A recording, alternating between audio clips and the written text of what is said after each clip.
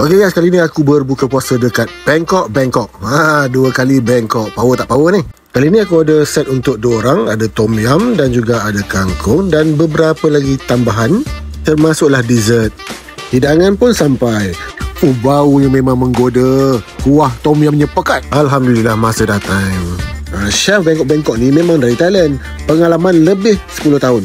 Jadi tak heranlah memang masakan dia tu autentik. Sambil-sambil tu sempatlah bermanja-manja minta suap. Yang ni pula chicken wing. Memang crispy, crunchy, tapi dalam dia tetap juicy. Memang nice bro. Yang ni tom yum, memang aku hirup kuah dia, sedap betul. Nasi dah habis, jadi ni time kita meratah lauk.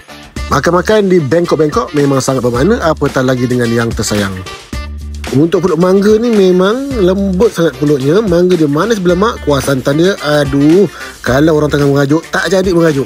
Jadi guys, tak payah susah-susah nak cross border pergi Thailand. Kau pergi je Bangkok Authentic Thai Restaurant. Jangan lupa like, comment and share. Jumpa di video seterusnya.